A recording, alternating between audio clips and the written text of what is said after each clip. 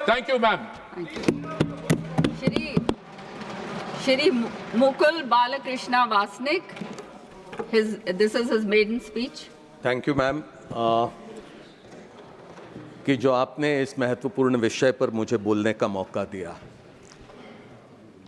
पहले के कुछ वक्ताओं को मैंने सुना, सत्ता दल से 2 वक्ताओं ने अपने विचार यहाँ पर रखे। संविधान के प्रति उन्होंने अपने बयान में आस्था जाहिर की, जिसकी वजह से मुझे बेहद खुशी हुई। लेकिन जिस तरह से उन्होंने अपनी बातें यहाँ पर रखी, उससे मुझे कुछ परेशानी भी होती है। भारत के संविधान के निर्माण में जो आज सत्ता दल में बैठे हैं, उनका दूर दूर तक के कोई संबंध नहीं था। भारत के स्वाधीनता के संग्राम में जो आज सत्ता दल में बैठे हैं, उनका दूर दूर तक के कोई संबंध नहीं था। लेकिन आज जिस तरह से वो यहाँ पर अपनी बात कर रहे हैं, ऐसा लगता है कि संविधान भी उन्होंने ही बनाया, भारत की आज़ादी भी उन्होंने ही हासिल करी। मुझे खुशी हुई कि डॉक्टर बाबा साहब अंबेडकर के लिए कुछ अच्छे बोल उन्होंने यहाँ पर किए हैं।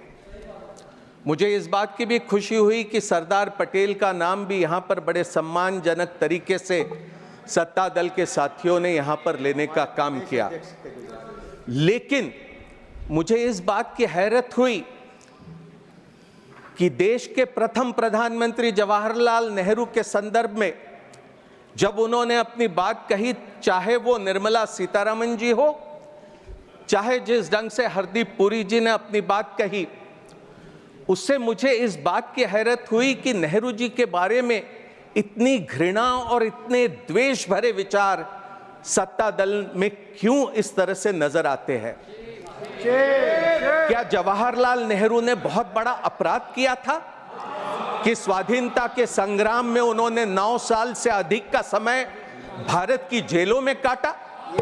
क्या जवाहरलाल नेहरू का यह अपराध था कि 1929 को लाहौर में रावी के तट पर उन्होंने रात के अंधेरे में भारत का ध्वज वहां पर लहराया और इस बात का ऐलान किया कि अब हम पूर्ण स्वराज के लिए तैयार है, अब हमारा संघर्ष पूर्ण स्वराज हासिल किए बगैर रुकेगा नहीं? क्या जवाहरलाल नेहरू का यह अपराध था कि यहीं बगल में सेंट्रल हॉल में उन्होंने 13 दिसंबर 1946 का संविधान सभा में ऑब्जेक्टिव्स का रेजोल्यूशन रखा? क्या जवाहरलाल नेहरू का यह अपराध था क्या कि भारत के निर्माण में, एक आधुनिक भारत के निर्माण में उन्होंने नींव रखी? मैं समझता हूं ये सारा द्वेष, ये सारी नफरत जवाहरलाल नेहरू जी के प्रति वो इसलिए है क्योंकि जब भारत का विभाजन हुआ, इस्लाम के नाम पर जब पाकिस्तान बना, तो हिंदुस्तान में भी कोई हिंदू पाकिस्तान निर्माण करने के पक्षधर थे, जिसके खिलाफ में जवाहरलाल नेहरू ने अपनी पूरी ताकत झोंक दिया। क्या ये कभी हिंदुस्तान भूल सकता है? क्या कभी हिंदुस्तान ये भूल सकता है कि विभाजन के दिनों में 5 लाख से अधिक लोगों की मौत हुई, 60 लाख से अधिक लोग विस्थापित हुए, लेकिन वहां पर देश के प्रधानमंत्री प्रथम अपने तमाम साथियों के साथ, सरदार पटेल, मौलाना आजाद, राजेंद्र प्रसाद, इन तमाम साथियों के साथ भारत में शांति बनाने का काम कर रहे थे। 500 से अधिक प्रिंसली स्टेट्स थे, उनको भारत के साथ जोड़ना था। कश्मीर के क्या हालात थे? यहां पर हरदीप पुरी जी जिस तरह से बात कर रहे, ऐसा लगता है इतिहास से इनका कोई सरोकार नहीं रहा। कश्मीर के हालत चिंताजनक हो गए थे और ऐसे हालात में जवाहरलाल नेहरू और देश की पहली सरकार ने जो फैसले किए, मैं समझता हूं कि बड़े सम्मान से हमने उनकी यहाँ पर याद करने की आवश्यकता है। लेकिन सत्ता दल से कोई बहुत ज़्यादा उम्मीद करना मैं नहीं समझता हूं कि मुनासिब होगा। संविधान सभा में 299 सदस्य थे, 70 रजवाड़ों के और 208 ये कांग्रेस पार्टी के। बचे 21 सदस्य या अन्य दूसरे दलों के थे, जिसमें सीपीआई भी था और जिसमें शेड्यूल कास्ट फेडरेशन भी था।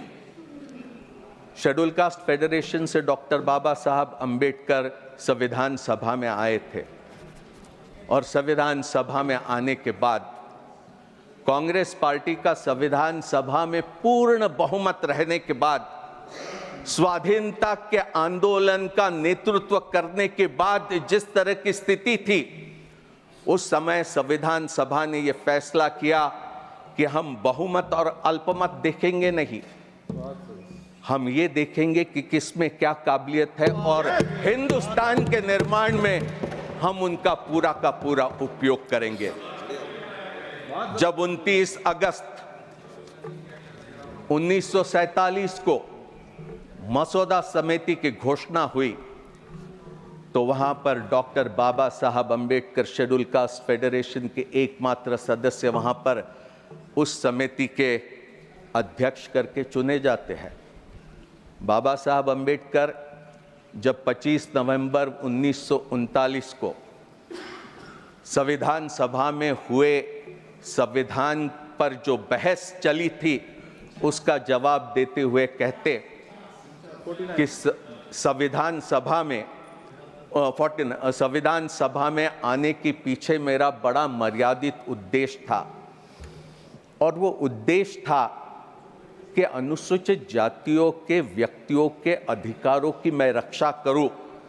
मुझे तब आश्चर्य हुआ जब मसौदा समिति पर मुझे सदस्य करके चुना गया और मुझे तब और भी आश्चर्य हुआ जब मसौदा समिति का मुझे अध्यक्ष चुना गया। बाबा साहब अंबेडकर के ये बोल है। बाबा साहब अंबेडकर की जो क्षमता थी, जो बुद्धिमत्ता थी, जो विद्वत्ता थी, जो पूरे दुनिया भर का ज्ञान उन्हें प्राप्त था और एक समाज के किनारे पर खड़े हुए व्यक्ति को जिन्होंने अपने काबिलियत से दुनिया में नाम कमाया था, उसका उपयोग हमारे संविधान बनाने में संविधान सभा ने पूरी तरह से किया। अंग्रेज क्या कहते थे? अंग्रेज कहते थे कि हिंदुस्तान राष्ट्र नहीं बन सकता, हिंदुस्तान ये एक भौगोलिक अभिव्यक्ति है, जियोग्राफिकल एक्सप्रेशन है, ये कभी राष्ट्र नहीं बन सकता। इतनी भाषा है, इतनी रीति रिवाज, इतने धर्म, लेकिन हमारा स्वाधीनता आंदोलन ये इंक्लूसिव था, ये सेकुलर था, ये प्रो पुअर था। ये आंदोलन तमाम लोगों को साथ में लेकर हिंदुस्तान के निर्माण के काम में लगा था। कोई ऑर्डर नहीं। Ma'am, this is maiden speech. Nobody can interrupt. Point of order. This is maiden speech. Nobody can interrupt. आपका टाइम जा रहा है। Mr. Jangra, this is his maiden speech. Madam, ये maiden speech है। This is his maiden क्या point speech. of order है? Maiden. He's speaking his maiden speech. बोलिए बोलिए। ये जो सूचना दे रहे हैं बोलने दो गुप्ता जी, बोलने दीजिए, वो उनकी मेडन स्पीच है। मैडम, आप maiden उसके बाद speech के अंदर interrupt कर आप रहे उसके हैं। बाद बोल लीजिए। Maiden speech में interrupt आप इसके बाद बोलिएगा। उनकी पहली स्पीच है, आप उसके बाद बोल दीजिए। आप मेडन प्रोसीजर स्पीच की के उठा रखी है आपने, उसको आप रूल बैठिए। पकड़ो पहले। आप मेडन बैठिए। स्पीच में इंटरप्शन कर रहे हैं आप। मेडन मैडम, आप बैठिए, 2 मिनट बैठिए। आप 2 मिनट बैठिए। आप बैठिए 2 मिनट, जांगड़ा साहब। सर बोलिए sir. Yes, yes. Please continue. Please continue, Mr. Vasnik. Mr. Vasnik, I will allow him then. आ गया पानी। यार मेडन स्पीच में इंटरप्शन, दिस इज रॉन्ग। और वो भी हरियाणा रूल्स प्रोसीजर को लेकर के और गलत चीज कर रहे हैं। उनको होता मालूम है क्या रूल्स? हाँ, मैं तो समझता था कि आपका पूरा संरक्षण मुझे मिलेगा, लेकिन थोड़ा सा व्यवधान इसमें जरूर हुआ। आपको संरक्षण पूरा मिला है, तभी आप बोल रहे हैं। बोलिए। तो बाबा साहब अंबेडकर का भारत के संविधान के निर्माण में संविधान सभा ने पूरा उपयोग किया। उस समय के यूरोप में क्या था? भाषा के नाम पर, धर्म के नाम पर आधुनिक राष्ट्रों का निर्माण हो रहा था। फ्रांस हो, जर्मनी हो, इटली हो। भारत का स्वाधीनता का आंदोलन अपने आप में एक अनोखा था। ऐसा दुनिया में उस दरमियान नहीं हो रहा था। हमारे स्वाधीनता संग्राम के नेताओं ने यह तय किया कि भारत अगर गुलामी से मुक्त करना है तो ये किसी एक धर्म के लोगों के लिए नहीं रहेगा, ये तमाम लोगों के लिए रहेगा।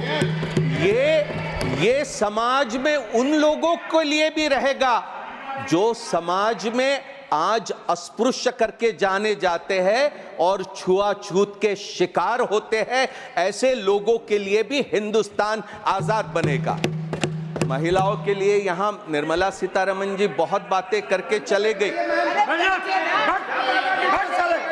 निर्मला सीतारमण जी ने महिलाओं के बारे में one minute. This is his maiden speech. Please allow him to speak. Please. बैठ जाओ, कोई पता नहीं पे खड़े हो जाओ। Carry on, Mr. Vasnik. Nirmala Sitharaman ji ने महिलाओं के बारे में बहुत सी बातें यहाँ पर कही कि किस तरह के कानून यहाँ पर सत्ता दल ने पिछले दिनों में लाए। बहुत अच्छी बात है, महिलाओं के लिए आरक्षण मिले, ये तो हमारा भी यही ख्याल रहा है। इस पर हमने भी काम किया है। अगर आप करेंगे तो हम पूरी तरह आपके साथ रहेंगे, इसमें कोई दो राय नहीं हो सकती। लेकिन भारतीय जनता पार्टी का आज तक के कोई महिला का नेतृत्व हमने देखा है क्या? राष्ट्रीय स्तर पर आज तक के हमने नहीं देखा कि कोई भारतीय जनता पार्टी की महिला भारतीय जनता पार्टी की अध्यक्ष बनी हो। राष्ट्रीय स्वयंसेवक संघ जो जहां से इनकी पूरी वैचारिक धरोहर है, राष्ट्रीय स्वयंसेवक संघ में जिसके अभी अगले साल 100 साल पूरे हो गए, क्या आपने राष्ट्रीय स्वयंसेवक संघ का कोई सर संघ चालक महिला को देखा है क्या? आज तक नहीं। कॉन्स्टिट्यूशन पे बोलिए, please speak on the subject. Madam, I have the right to say if anybody is going to attack the Congress party and if they are going to think that we are not going to rebut, then that is absolutely wrong. मैं आपसे पूरे आदर से सम्मान के साथ कहूंगा,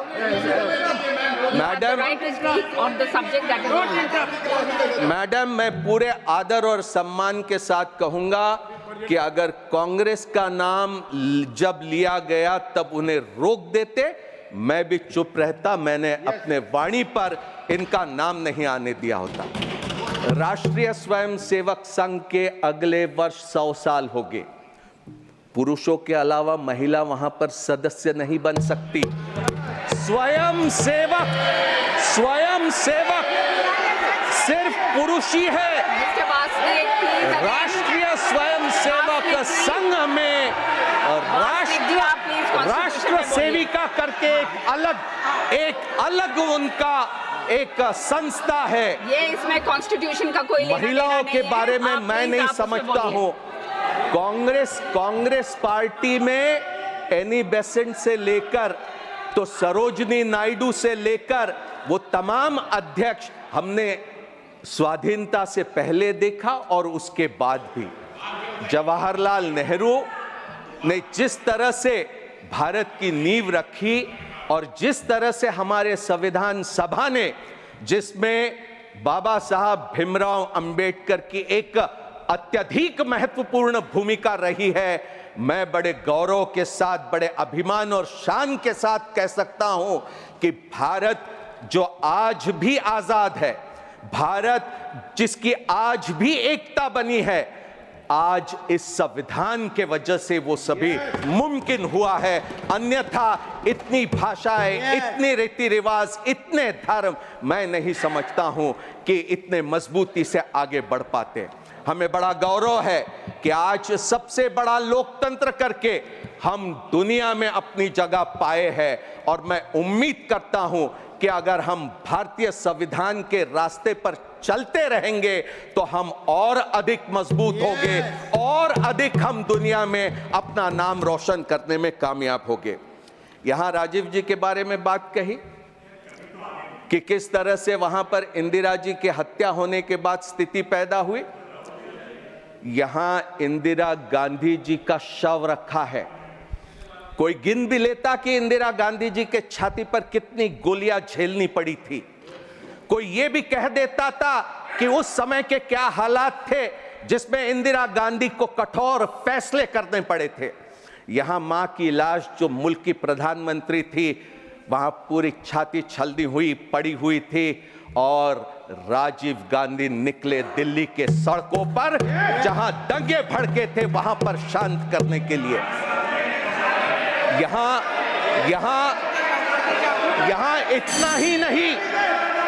इतना ही नहीं, निर्मला जी ने यहां पर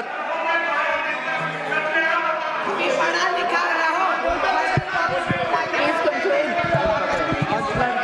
देखिए शेखर जी ये आपके पिता थे। राम मनोहर लोहिया हॉस्पिटल में जब संजय गांधी का शव वहां पर पहुंचा था, इंदिरा जी वहां पर पहुंचे और चंद्रशेखर जी के साथ वहां पर बात करने लगी कि हम पंजाब के हालात को कैसे सुधारेंगे। आप क्या बात कर रहे हैं? पहले इतिहास को जानने की कोशिश करो। निर्मला जी ने यहाँ पर मैं आपका संरक्षण चाहूंगा। निर्मला जी ने यहाँ पर कॉन्स्टिट्यूशन फर्स्ट अमेंडमेंट को लेकर बात कही। पहला जो अमेंडमेंट लाया गया, जवाहरलाल नेहरू प्रधानमंत्री थे, निश्चित उनकी जिम्मेदारी थी।